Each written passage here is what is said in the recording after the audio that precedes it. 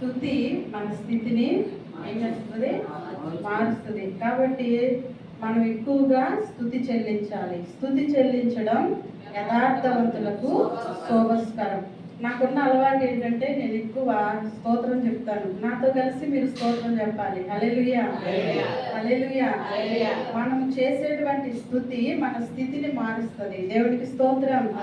ఇంకో విషయం ఏంటంటే, నమ్ముట నీ వలనైతే నమ్మువారికి సమస్తము సాధ్యం. నమ్ముట నీ వలనైతే ఆయన మహిమను చూస్తావు. దేవునికి స్తోత్రం. హల్లెలూయా. ఇక్కడ దేవుని వాక్యం ఏమని సెలవిస్తుందంటే, యెహోవా కనుదృష్టి ఆయన యందు భయభక్తులు గల వారి మీదను ఆయన కృప కొరకు కనిపెట్టు వారి మీదను నిలుస్తుందంట. దేవునికి స్తోత్రం. హల్లెలూయా. ఆయన యందు భయభక్తులు కలిగి ఉండుట అంటే ఏంటి? భయము. ప్రార్థించే ప్రతి వారికి భయము తర్వాత భక్తి ఉండాలి. భయము లేని భక్తి ఎంత చేసినా వ్యర్థమే. కాబట్టి ఆయన ఎందు భయం అంట జ్ఞానమునకు మూలం. దేవునికి స్తోత్రం. హల్లెలూయా. మనం ఎప్పుడైతే దేవుని సన్నిధిలో భయము కలిగి భక్తి చేస్తామో, ఆ భయమును ఆయన సన్నిధిన మనం ఏ విధంగా ప్రవర్తిస్తామో ఆ ప్రవర్తనను చూస్తాడు ప్రభు. ఆయన ఎందు భయభక్తులు గలవారి మీద ఆయన కనుదృష్టి ఉంటది. మన కనుదృష్టి ఉంటది. వేటిపైన ఉంటది మన కనుదృష్టి? ఏది మన చూపుకి అందంగా కనిపిస్తుందో వాటినే మనం శ్రద్ధగా చూస్తాం.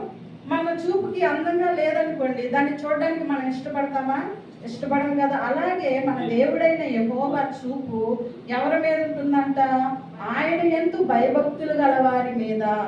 ఆయన యందు భయభక్తులు కలిగి ఉండడం అంటే ఆయన ఇచ్చేటువంటి జ్ఞానం పొందుకునే వారంట. భయము కలిగి భక్తి చేసేవారు. ఆయన యందు భయము జ్ఞానమునకు మూలం. అంటే ఈ లోక సంబంధమైనటువంటి జ్ఞానం గురించి నేను మాట్లాడట్లేదు, కానీ యెహోవా ఇచ్చు జ్ఞానం కొరకు నేను మాట్లాడుతున్నాను. సామెతల గ్రంథము 9వ అధ్యాయము 10వ వచనం చూద్దాం. సామెతల గ్రంథము యెహోవా యందు భయభక్తులు కలిగి ఉండుటయే జ్ఞానమునకు మూలము. దేవునికి స్తోత్రం. హల్లెలూయా. యెహోవా యందు భయభక్తులు కలిగి ఏ కుటుంబం అయితే, ఏ విశ్వాసి అయితే ప్రార్థన చేస్తారో వారు జ్ఞానవంతులని దేవుని వాక్యం తెలియజేస్తుంది. మనం అంటాము, ఒక మంచి ఇల్లు కట్టుకుంటే చక్కగా కట్టించుకున్నారు, చాలా జ్ఞానవంతులు అంటాం. లేకపోతే ఒక మంచి ప్రదేశానికి వెళ్తే, లేకపోతే ఒక రకమైన ఎవరిని మాట్లాడలేకుండా చేసి వాళ్ళే మాట్లాడితే జ్ఞానవంతులు అంటాం. కానీ దేవుని వాక్యం ఏమని తెలియజేస్తుందంటే, యెహోవా యందు భయభక్తులు కలిగి ఉండుటే జ్ఞానమునకు మూలం. కనుక మనము దేవుని సన్నిధిలో భయభక్తులు కలిగి ఆయన సన్నిధిలో ఉండాలని దేవుని వాక్యం తెలియజేస్తుంది. అంటే నాకు భయం లేదా అండి, మీరు అలా మాట్లాడతారు అనొచ్చు మీరు. కానీ దేవుని సన్నిధిలో మనం భయము కలిగినప్పుడు ఆయన కనుదృష్టి మన పైన ఉంటుంది. ఆయన కనుదృష్టి, ప్రభు యొక్క కనుదృష్టి మన మీద ఉన్నప్పుడు మనలో ఉన్న ప్రతిదీ ఆయన స్కాన్ చేస్తాడు. చేయడా? మీరు చూస్తారు, మనం చూస్తాం. ఆడవాళ్ళం ఏం చేస్తాం? పెళ్ళిళ్ళకి వెళ్ళినప్పుడు అందరినీ చక్కగా చూస్తాం. ఎలా చూస్తాం? మంచి చీర కట్టుకుంది, మంచి నగలు పెట్టుకుంది, అలా చూస్తాం కదా. అలాగే ప్రభు సన్నిధిలోకి వచ్చి ప్రార్థించేటువంటి ప్రతి వారి పైన ఆయన చూస్తూ ఉంటాడు. ఎవరైతే భయభక్తులు కలిగి ఉంటారో వారిని పర్టికులర్గా చూస్తాడనమాట ప్రభు. చూసి ఏమి అవసరతలు ఉన్నాయో, నా బిడ్డకి ఎలాంటి వేదనతో ఉందో, ఎలాంటి పరిస్థితిలో ఉందో, నీ పరిస్థితులన్నీ చూసిన ప్రభు నువ్వు అడగనవసరం లేదు. ఎందుకంటే ఆయన నిన్ను చూశాడు కదా. చూసిన ప్రభు అంటాడు, నీ ప్రతి అవసరత నేను తీరుస్తానని ఆయన సన్నిధిలో నీ కొరకు కొన్ని మేలులు దాచి ఉంచుతాడు ప్రభు. దేవుడికి స్తోత్రం. హల్లెలూయా. ఆయన సన్నిధిలో దాచినటువంటి మేలు ఎంతో గొప్పదంట. దేవుడికి స్తోత్రం. అది మన కష్టార్జితము వలన రాదు, మన ఈ లోకంలో వచ్చేటువంటి బహుమతుల వలన రాదు. అందుకే దేవుని సన్నిధిలో దొరికేటువంటి మేలు చాలా గొప్పది. ఈరోజు ప్రార్థనకి ఎవరు వస్తారా అని ఒక్కొక్కరికి ఒక మేలు దాచి ఉంచుతాడు ప్రభు. దాచి ఉంచినప్పుడు ఎవరైతే భయభక్తులు కలిగి ఉంటారో, ఎవరైతే ఆయన కనుదృష్టికి అనుకూలంగా ఉంటారో వారి కొరకు ఏం చేస్తాడు ప్రభు? దాచి ఉంచుతాడు మేలు. అమ్మోళ్ళు ఏం చేస్తారు? ఎవరైనా పిల్లలు ఇంట్లో లేకపోతే వాళ్ళ కొరకు కూర దాయరా మీరు అంటే వాళ్ళు వచ్చేసరికి అయిపోతేమని ఫస్ట్ తీసి దాస్తాం. రాసి వాళ్ళు వచ్చినప్పుడు వాళ్ళకి పెడతారు. అమ్మకున్నటువంటి లక్షణం అది. అలాగే అమ్మ కంటే, తల్లి కంటే ఎక్కువ మన ప్రభువు మనకి ఏది అవసరమో ప్రభు మన కొరకు దాచి ఉంచుతాడు. నువ్వు అడగవసరం లేదు, నువ్వు చేయవలసింది ఏంటి? ఆయన యందు భయభక్తులు కలిగి ఉన్నప్పుడు, ఆయన సన్నిధిలో భయము కలిగి నువ్వు భక్తి చేసేటప్పుడు, అంటే పాట పాడినా, ప్రార్థన చేసినా, దేవుని మాటలు వింటున్నా, లేకపోతే దేవుని స్తుతిస్తున్నా, నువ్వు సాక్ష్యం చెప్తున్నా, ఇవే కదా మనం దేవుని సన్నిధిలో చేసేది. అంతకుమించి ఏమైనా చేస్తామా? లేదు కదా. ఆ సందర్భాల్లో ప్రభు చూస్తాడు నీ ప్రవర్తన, భయముతో కూడినటువంటి నీ విధేయత, ఎన్ని ప్రభు చూసి దాచి ఉంచుతాడు కదా. ఒక్కొక్కరికి మేలు అవి వెళ్ళేటప్పుడు ఒక్కొక్కరికి ఇస్తాడు. దేవుడికి స్తోత్రం. ఎవరైతే భయభక్తులు లేకుండా ఏదో వచ్చాము నామకార్థంగా, ఈ రోజు దేవుని సన్నిధికి వెళ్ళాలి కాబట్టి వెళదాం, ఈ రోజు నేను వెళ్ళకపోతే పాస్టర్ గారు ఏమనుకుంటారు, లేకపోతే వచ్చే వాళ్ళు ఏమనుకుంటారు, రాలేదని అడుగుతారేమని వచ్చిన వాళ్ళకి మేలు రావు. ఎవరైతే భయభక్తులు కలిగి దేవుని సన్నిధిలో ఆరాధించడానికి వస్తారో వారి కొరకు దాచి ఉంచుతాడు ప్రభు మేలు. దేవునికి స్తోత్రం. ఇంకొక వాక్యం చదువుకుందాం. కీర్తనల గ్రంథము 145వ అధ్యాయము 19వ వచనం.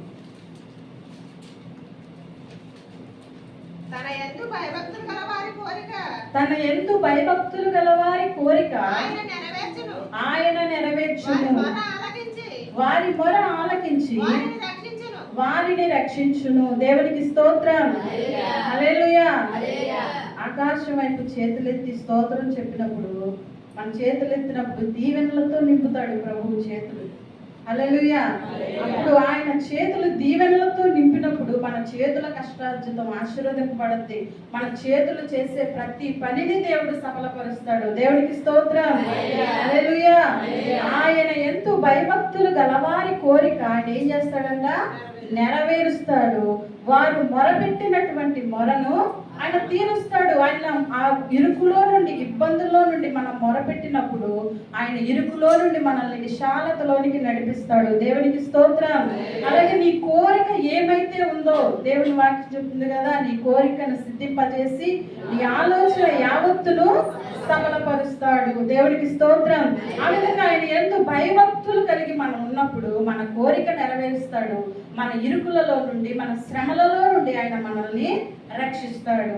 ఇంకో వాక్యం చదువుకుందాం. కీర్తనల గ్రంథము 86వ అధ్యాయము 11వ వచనం.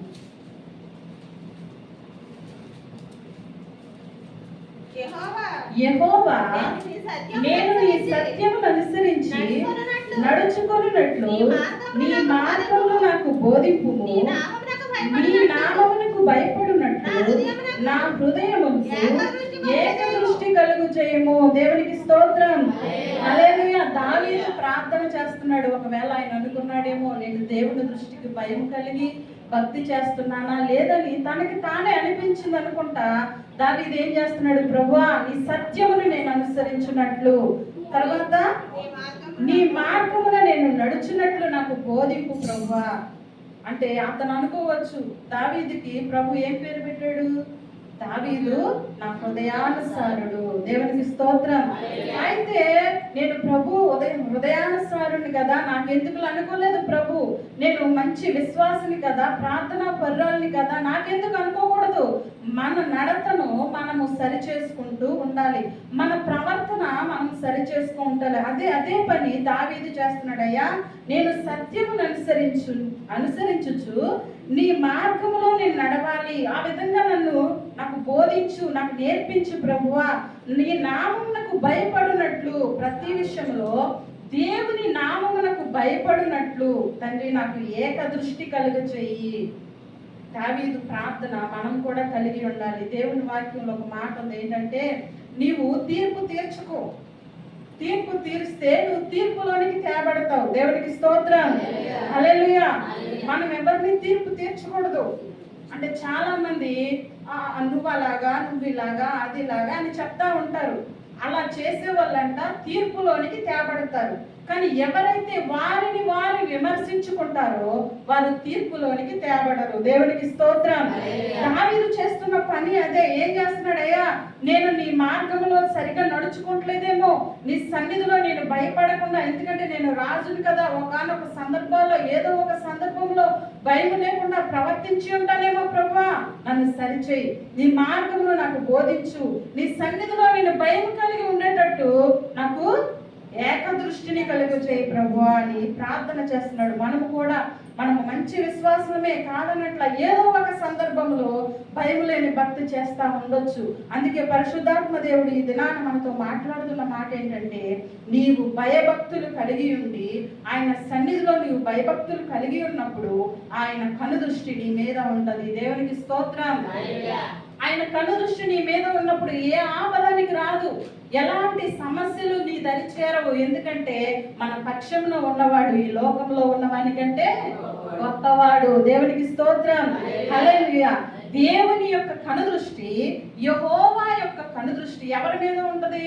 మొట్టమొదటిగా ఆయన యందు భయభక్తులు గల వారి మీద ఆయన కనుదృష్టి ఉంటది. రెండవది ఆయన కృప కొరకు కనిపెట్టు వారి మీద. దేవునికి స్తోత్రం. హల్లెలూయా. ఆయన కృప కొరకు ఎవరైతే కనిపెడతారో, ఆయన కృప కొరకు కనిపెట్టు వారి మీద యెహోవా కనుదృష్టి ఉంటదని దేవుని వాక్యం తెలియజేస్తుంది. ఆయన కృప కొరకు కనిపెట్టడం అంటే ఏంటి? మనం ఒక విషయం గురించి ప్రార్థన చేస్తాం, మనకు జ్వరం వస్తుంది, మనకు ఒక ఆపద వస్తుంది, మనకి ఇరుకైన పరిస్థితి వస్తుంది, మనుషుల వలన ఎవరి వలన ఆ పరిస్థితి సరవదు. అలాంటప్పుడు మనం ఎవరి దగ్గరికి వస్తాము? ప్రభువా, ఇదిగో నేను ఇలాంటి పరిస్థితిలో ఉన్నాను, ఈ లోకం అంతా నాకు వ్యతిరేకంగా ఉంది, నా కుటుంబం అంతా నాకు వ్యతిరేకంగా ఉంది, కనుక నీవే నీ కృపను నాకు దయచేయి అని ప్రార్థన చేస్తాం. కృప దొరకదు అంటే పరిస్థితులు మనకి అనుకూలించవు. అయినప్పటికీ మనము ఆయన కృపను కనిపెట్టుకుండాలి, ఆయన కృప కొరకు కనిపెట్టాలి. నా ప్రభువు దగ్గర నేను ప్రార్థన చేశాను, నేను ఆయన బిడ్డని కనుక నేను చేసినటువంటి ప్రార్థన నా ప్రభువు సఫలపరుస్తాడు అనేటువంటి నమ్మకం మనలో ఉన్నప్పుడు, ఆ నమ్మకం దేని కొరకు కనిపెట్టజేస్తుందంటే ఆయన కృప ఎప్పుడు దొరుకుతుందా, దేవుని కృప నా పట్ల నా కుటుంబం పట్ల ఏ విధంగా ఉంటుందా అని చెప్పి మనం కనిపెట్టినప్పుడు వారిని ఆయన చూస్తాడు. ఉదాహరణకి నోవాహు ఉన్నాడు. నోవాహు దినాలలో నోవాహు దినములు ఎలా ఉన్నాయో ఈ దినములు కూడా అలాగే ఉన్నాయి. ఎందుకంటే లోకము ఆ రోజుల్లో లోకము బలాత్కారం చేత నింపబడి ఉంది. అవునా కదా? ఆ రోజుల్లో నోవాహు దినాల్లో లోకము బలాత్కారం చేత నింపబడిందంట. చూడండి దేవుని వాక్యం చూడండి, ఆదికాండము 6వ అధ్యాయము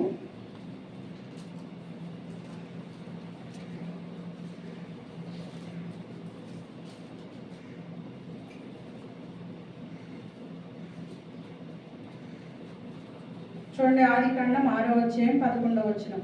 భూలోకము దేవుని సన్నిధిని చెడిపోయి ఉండెను, భూలోకము బలాత్కారముతో నిండి ఉండెను. అది చెడిపోయి ఉండెను. దేవుడికి ఎవరిని చూశాడంట? ఈ భూలోకమును చూశాడు. ఈ భూలోకము ఎలా ఉంది? చెడిపోయి ఉంది, బలాత్కారము చేత నింపబడి ఉందంటే తండ్రి చూచినప్పుడు ఈ లోకం ఆయన దృష్టికి ఎలా కనిపిస్తుంది? చెడిపోయి ఉంది, బలాత్కారము చేత నింపబడి ఉంది. ప్రభు అనుకున్నాడు వాళ్ళని చూసి, వీళ్ళని చేయడము చాలా తప్పు, అంటే ఈ నరులను చేయడం చాలా తప్పని పశ్చాత్తాపడ్డాడంట. ఆయన పడినప్పుడు ఇంకా చూస్తున్నాడు. ఈ లోకమంతా చూసినప్పుడు ఎవరు? నోవాహు యెహోవా కృప పొందిన వాడయ్యాడంట. చూడండి దేవుని వాక్యం చూడండి, 8వ అధ్యాయం 8వ వచనం, 6వ అధ్యాయం. అయితే నోవాహు యెహోవా దృష్టి యందు కృప పొందిన వాడాయను. దేవునికి స్తోత్రం. ఈ దినాన నోవాహు దినములలో ఉన్నట్లుగానే ఈ లోకము చెడిపోయింది. ఈ లోకము భయంకరమైనటువంటి పరిస్థితులు కలిగి ఉంది. ఈ లోకము బలాత్కారము చేత నింపబడి ఉంది. ఈ లోకము చూసినప్పుడు ప్రభువు నిన్ను చూసినప్పుడు నువ్వు ఆయన కృప కొరకు కనిపెట్టుకొని ఉండాలి. ఈ లోకమంతా చెడిపోయింది, కానీ నోవాహు ఒక్కడే దేవుని కృపను పొందుకున్నాడు. ఈ దినాన నోవాహు దినములలో లోకం ఏ విధంగా ఉంది? ఉందో ఈ దినాల్లో కూడా బలాత్కారము చేత, పాపము చేత, భయంకరమైనటువంటి పరిస్థితుల చేత ఎవరిని నమ్మాలో కూడా తెలియదు. ఎలాంటి పరిస్థితులు ఎదుర్కొంటున్నామో మనకి తెలియదు. అలాంటి పరిస్థితుల్లో మనం ఉన్నాం. మనం ఎవరిని దేవుని సన్నిధిలో మొరపెట్టేటువంటి అనుభవం కలిగిన వారము. ఆయన ఈ లోకంలో చూసినప్పుడు నీవు దేవుని కృప పొందుకోవాలి. దేవునికి స్తోత్రం. దేవుని కృప నువ్వు పొందుకోవాలంటే నువ్వేం కనిపెట్టాలి? దేవుని కృప కొరకు నీవు కనిపెట్టినప్పుడు, ప్రభువు నిన్ను చూసినప్పుడు, నోవాహుని ఏ విధంగా చూశాడు ప్రభువు? లోకమంతా చూస్తున్నాడు. నోవాహు దేవుని కృపకు పాత్రుడయ్యాడు. అలాగే నీ సన్నిధిలో నీ కుటుంబాన్ని, ఈ లోకాన్ని ప్రభువు చూసినప్పుడు మీలో ప్రతి వారి కుటుంబము దేవుని కృప పొందుకొని ఉండాలి. దేవుడికి స్తోత్రం. అది ఆయన ఇష్టపడుతున్నాడు. ఎందుకంటే మీరు నా కృప కొరకు కనిపెట్టండి. ఈ లోకము బలత్కారం చేత నింపబడినప్పటికీ మిమ్మల్ని నేను చూస్తాను, మిమ్మల్ని నేను రక్షిస్తాను. నోవాహు కుటుంబాన్ని రక్షించడా లేదా ప్రభు? ఈ లోకమంతా జల ప్రళయంలో కొట్టుకుపోయింది. అయినప్పటికీ నోవాహు ఒక్కడు దేవుని కృప కొరకు కనిపెట్టాడు. దేవుని కొరకు సువార్త పని చేశాడు. దేవుని కొరకు నీతిమంతుడుగా నిలబడ్డాడు. దేవునికి స్తోత్రం. దేవుని నమ్ముటయే నీతి, ఆయన ఆజ్ఞను అనుసరించుటయే నీతి. ఇప్పుడు మనం అందరం దేవుని నమ్మేము కనుకే ఆయన సన్నిధిలో ఉన్నాం కనుక ఆయన కృప కొరకు మనం కనిపెట్టాలని దేవుడు కోరుకుంటున్నాడు. దేవునికి స్తోత్రం. హల్లెలూయా. ఆయన కృప కొరకు మనం కనిపెట్టినప్పుడు దేవుని కృప మనం పొందుకుంటాం. నోవాహు ఏ విధముగా అయితే దేవుని కృప పొందుకున్నాడో, ఈ లోకములో నుండి ఏ విధంగా తనని, తన కుటుంబాన్ని రక్షించుకున్నాడో, మనము కూడా మన కుటుంబాన్ని రక్షించుకోవాలి. మన తోబుట్టుల్ని, లేకపోతే మన చుట్టుపక్కల వారిని కూడా రక్షించే వారంగా మనం ఉండాలి. ఆ బాధ్యత ప్రభు మనకి ఇచ్చాడు. ప్రభువా, నేను నిన్ను నమ్ముకున్నాను, నన్ను రక్షించావు, నీ కృప నాకు చూపిస్తున్నావు. అలాగే నా తోబుట్టువులకి, నా కుటుంబానికి, నా చుట్టుపక్కల వారికి కూడా ఇవ్వండి అని చెప్పి మనం ఏం చేయాలి? ప్రార్థన చేసేటువంటి అనుభవంలో ఉన్నాడు. నోవాహు కూడా అలాంటి అనుభవంలో ఉన్నాడు. అందరికీ చెప్పాడు, ప్రభు చెప్పమన్నాడు, ఈ లోకం నశించిపోతే కాబట్టి మీరందరూ ఓడలోనికి రండి. ఏ ఓడది? రక్షణనే ఓడలోనికి రండి అని సువార్త పని చేశాడు. నన్ను రక్షించాడు ప్రభు, నాతో మాట్లాడాడు ప్రభు అని చెప్పినప్పుడు ఎవ్వరూ నమ్మలేదు ఆయన మాట. కానీ చేయవలసిన పని ఆయన చేశాడు. ప్రభువు చెప్పాడు, ఆయన చేశాడు కనుక ఆ జల ప్రళయం నుండి, భయంకరమైన పరిస్థితుల నుండి రక్షింపబడ్డాడు. ఆయన ఒక భద్రతను నోవాహుకి అనుగ్రహించాడు. నోవాహు వలన ఆ కుటుంబం కూడా రక్షింపబడింది. ఈ దినాన దేవుని వాక్యం వింటున్న మీ అందరి కుటుంబాలు మీ వలన రక్షింపబడాలి. రాబోతున్నటువంటి ఉగ్రత నుండి తప్పించబడాలి. ఆ బాధ్యత ఎవరి మీద ఉంది? ఇక్కడ కూర్చుని దేవుని మాట వింటున్నటువంటి ప్రతి వారి పైన ఉంది. దేవునికి స్తోత్రం. ఈ దినాన ప్రభు ఎందుకు మాట్లాడుతున్నాడంటే నీకు ఆయన కృప ఇవ్వాలని ఆశపడుతున్నాడు. పర్వతములు తొలగిన, మెట్టలు దత్తరిల్లిన నా కృప నిన్ను విడిచిపోదు. భయంకరమైనటువంటి పరిస్థితులు నిన్ను సంభవించిన ఆయన కృప నిన్ను విడిచిపోదు. ఆయన కృపలో నువ్వు దాచబడతావు. ఆయన కృప చేత నువ్వు నడిపించబడతావు. ఆయన కృప వలన నీవు బ్రతుకుతావు. దేవునికి స్తోత్రం. నీవు బ్రతుకుతావు, నీ కుటుంబాన్ని బ్రతికిస్తావు. కనుక యెహోవా యందు భయభక్తులు గల వారి మీద, ఆయన కృప కొరకు కనిపెట్టు వారి మీద ఆయన కృప ఉంటుంది. మూడవ విషయం ఏంటంటే, యథార్థమైన హృదయం కలిగి ఎవరైతే ఉంటారో వారిని బలపరచడానికి ఈ లోకమంతటా ఆయన చూస్తున్నాడంట. చూడండి, దేవుని వాక్యం చూద్దాం. 2వ దినవృత్తాంతముల గ్రంథము 16వ అధ్యాయము 9వ వచనం. తన ఎడల యథార్థ హృదయము గల వారిని బలపరచుటకై యెహోవా కనుదృష్టి ఈ లోకమందంతటా సంచారము చేయుచున్నది. దేవునికి స్తోత్రం. హల్లెలూయా. ఆయన యందు యథార్థమైన హృదయము గల వారికి, మొట్టమొదటిగా యెహోవా యందు భయభక్తులు గలవారు, రెండవదిగా ఆయన కృప కొరకు కనిపెట్టుకుని వారు, మూడవది తన ఎడల యథార్థమైన భయభక్తులు గలవారు. దేవునికి స్తోత్రం. యథార్థత అంటే ఏంటి తెలుసా? తెలియకపోతే చెప్తా. యథార్థత అంటే ఈరోజు నువ్వు బయటికి వెళ్ళావు, బయటికి వెళ్ళినప్పుడు ఏమేం చేసావో, ఎలాంటి మార్గంలో నడిపించబడ్డావో, ఏ ఏ మాటలు మాట్లాడావో అన్నీ ఇంటికి వచ్చి చెప్తారా లేదా? కొన్ని కొన్ని దాచేయచ్చు. ఎందుకు వెళ్ళావు, అక్కడ అలా మాట్లాడకుండా ఉండాల్సింది కదా, వాళ్ళ ఇంటికి వెళ్ళకుండా ఉండాల్సింది కదా అనే ప్రశ్నలు మనకు వస్తాయి అని చెప్పి ఇంటి దగ్గర కొన్ని కొన్ని విషయాలు దాచేస్తాం మనం. అవునా కదా? ఎవరో దాయలేదా? ఆ రకంగా అందరూ దాచారు. అంటే ఒక్కొక్క తప్పదు అలాంటి పరిస్థితులు వచ్చినప్పుడు. కానీ యథార్థత, దేవుని సన్నిధిలో మనం యథార్థత కలిగి ఉండాలి. ప్రభువా, ఈ దినాన నేను ఈ రకంగా నడిపించబడ్డాను, ఈ విధమైన మాటలు మాట్లాడేనయ్యా, ఒప్పుకోవాలి. ప్రతి విషయాన్ని దాచకూడదు. ప్రభు సన్నిధిలో ప్రభు దగ్గర ప్రతిదీ ఒప్పుకొని యథార్థమైన హృదయం కలిగి మనం ఉన్నప్పుడు, మనం అంధకారంలో ఉన్నా, మనము చీకటిలో ఉన్నా, మనము లోతైనటువంటి పరిస్థితుల్లో ఉన్నా, మనము భయంకరమైనటువంటి పరిస్థితుల్లో ఉన్నప్పటికీ మన యథార్థ హృదయాన్ని బట్టి ప్రభు ఏం చేస్తాడంట? మనల్ని ఎదుగుతాడు, సంచారము చేస్తూ ఉంటది లోకమందంతటా. ప్రభువు కనుదృష్టి, ఆయన కనుదృష్టి నిన్ను వెతుకుతుంది. ఎక్కడున్నాడా నా బిడ్డ? యథార్థమైన హృదయం కలిగిన వారి కొరకు, వారు ఎలాంటి పరిస్థితిలో ఉన్నారో, వారు మందిరానికి రాని పరిస్థితులు కొన్ని కొన్ని కొన్ని సందర్భాల్లో వస్తాయి మనకి. కానీ మన హృదయము ఎవరికి తెలుసు? దేవునికి తెలుసు. మనం ఎలాంటి పరిస్థితిలో ఉన్నామో దేవునికి తెలుసు. కనుక అలాంటి పరిస్థితిలో ఉండి యథార్థమైన హృదయం కలిగిన వారిని చూడడానికి ఏం చేస్తుందంట ఆయన కనుదృష్టి? ఈ లోకమన్నంతటా సంచారము చేస్తా ఉంది. దేవునికి స్తోత్రం, హల్లెలూయా.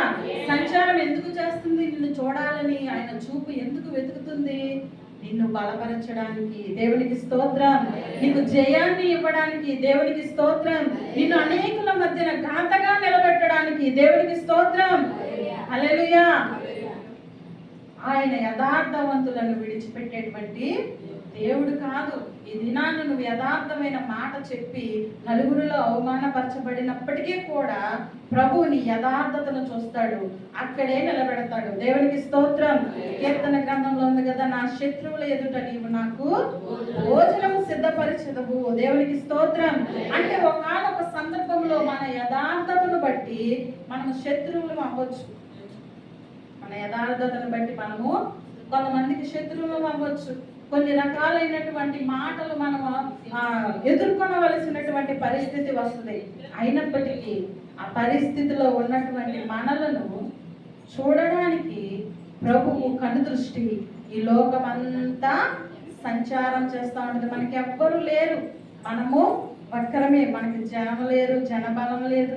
ఏదో అంటారు కదా లోక సామెత, ఉంటే ధనబలం అన్నా ఉండాలంట, లేకపోతే జనబలం అన్నా ఉండాలంటే.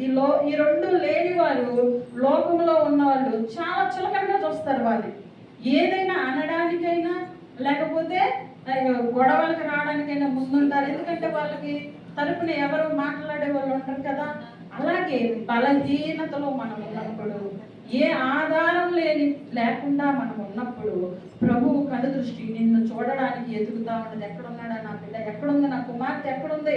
నేను తనని బలపరచాలి, తనని నేను బలవంతురాలుగా చేయాలని చెప్పి ప్రభువు కనుదృష్టి వెతుకుతా ఉన్నప్పుడు ఆయన కనుదృష్టిలో మనం పడతాం. దేవునికి స్తోత్రం, హల్లెలూయా.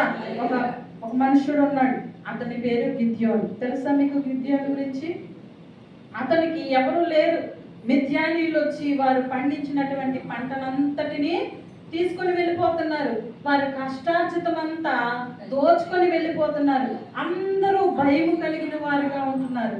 ఆ పితరులు ఏం చేశారంటే వారి కొరకు యెహోవాకు మొరపెట్టారంట. ప్రభువా, మేము పండించినంత పంటంతా శత్రువులు దోచుకొని వెళ్ళిపోతున్నారు. మా చేతుల కష్టార్జితం అంతా మేము అనుభవించట్లేదు. మేము ఎంత ఆరుగాలలో కష్టపడి మేము పంట పండించినా, మేము ఏదైనా సంపాదించుకున్నా శత్రువులు తీసుకెళ్ళిపోతున్నారని యెహోవాకు మొరపెట్టారంట. దేవునికి స్తోత్రం. గిద్యోను అనే మనుషుడు ఏం చేశాడంటే తన కొరకు, తన కుటుంబ శత్రువులు పంట మొత్తం తీసుకెళ్ళిపోతున్నారు కదా, ఇంత గోధుమ పనలను తీసుకొని ఒక చెట్టు కింద దాక్కొని దొల్ల కొడుతున్నాడంట. ఎందుకు? తన కుటుంబాన్ని పోషించుకోవడానికి దాక్కున్నాడు. ఇది కూడా చూస్తే వాళ్ళు శత్రువులు తీసుకొని వెళ్ళిపోతారు పంటనని చెప్పి ఆ గిద్యోను ఏం చేశాడంటే దాక్కుని పంటను దొరగొడతా ఉన్నాడు. అంటే అతను ధైర్యవంతుడా? కాదు. దాక్కున్నాడంటే పిరికివాడేనే కదా అర్థం. దాక్కొని గోధుమలు దొలగొడతా ఉన్నప్పుడు దేవుని దూత అతని దగ్గరికి వచ్చింది. దేవుని కనుదృష్టి అతని పైన పడింది. దేవునికి స్తోత్రం. హల్లెలూయా. న్యాయాధిపతుల గ్రంథము 6వ అధ్యాయం 11వ వచనం.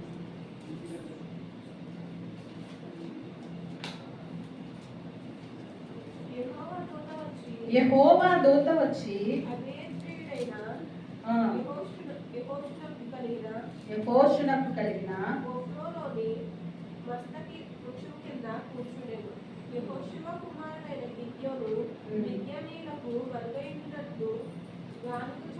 గోధుమలను దున్నగొట్టుచుండగా యెహోవా దూత అతనికి కనబడి, పరాక్రమగల బలాఢ్యుడా, యెహోవా నీకు తోడై ఉన్నాడని. దేవునికి స్తోత్రం. హల్లెలూయా.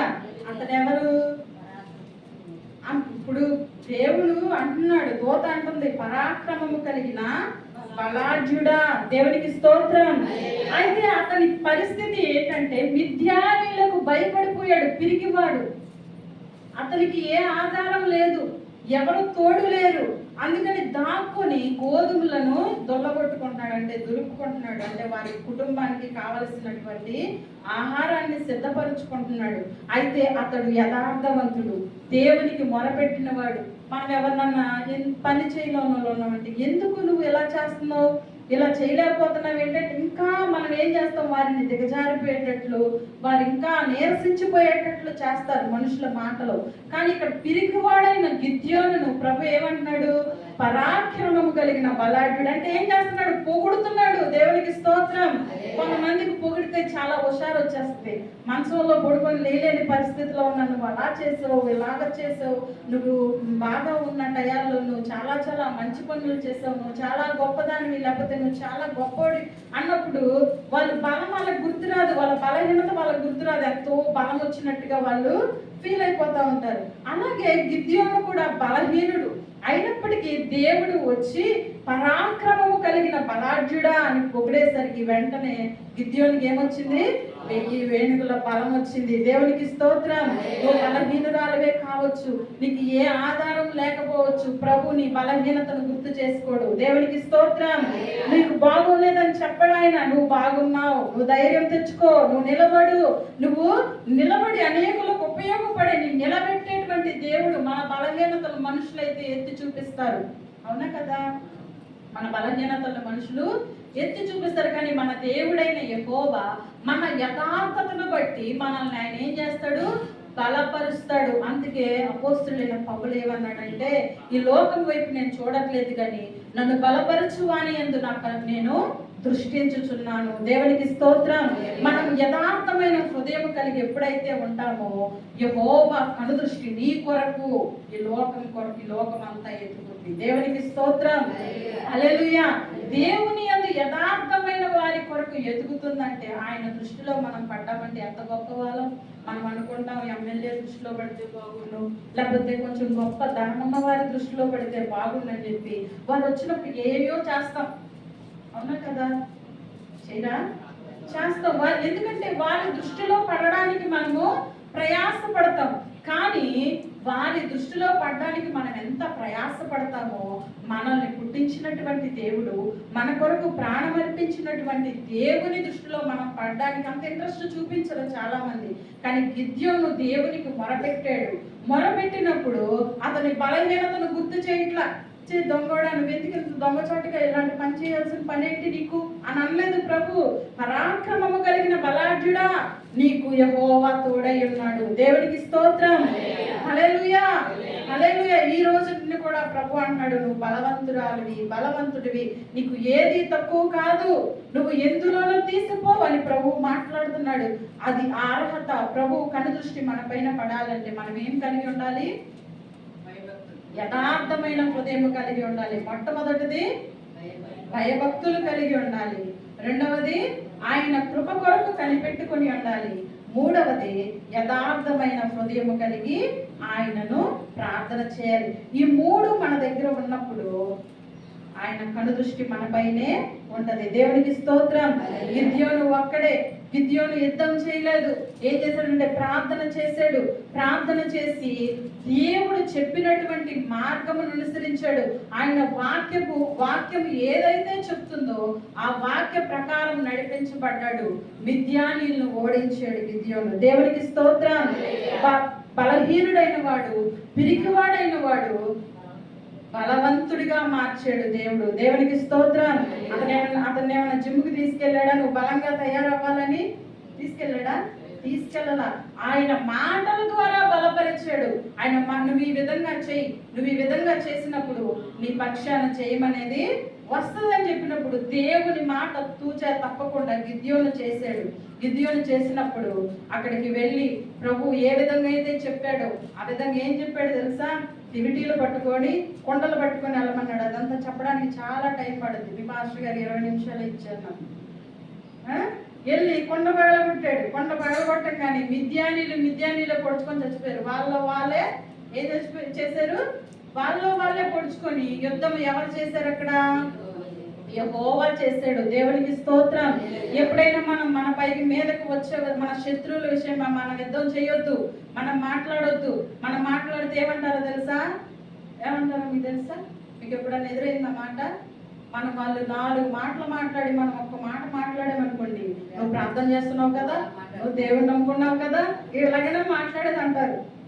మనం మాట్లాడకూడదు. మనం ఎవరికి అప్పచెప్పాలి? దేవునికి అప్పచెప్పాలి. దేవునికి స్తోత్రం. హల్లెలూయా. ఆయన మన పక్షాన యుద్ధం చేస్తాడు. మన శత్రువుల్ని మిత్రులుగా మారుస్తాడు.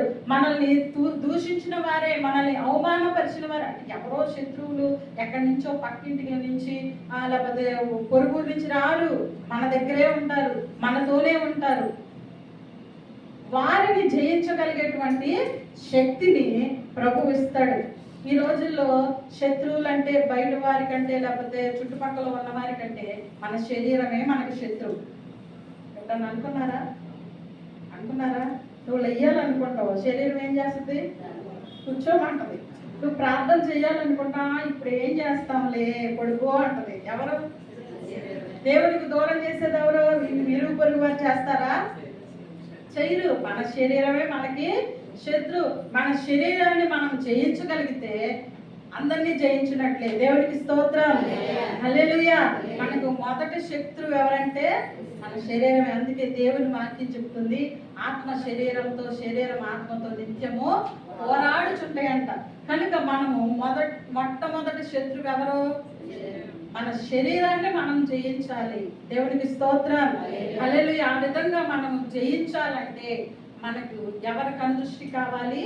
యెహోవా కనుదృష్టి కావాలి. దేవునికి స్తోత్రం. మీరు ఈ దినాన 3 విషయాలు నేర్చుకున్నారు. ఏంటవి? శ్రద్ధగా విన్నారు కదా మీరు. 3 విషయాలు నేర్చుకున్నారు. ఏం నేర్చుకున్నారు? యెహోవా కనుదృష్టి నీ మీద ఉండాలంటే మొట్టమొదటిగా నువ్వు చేయవలసిన పని ఏంటి? ఆయన యందు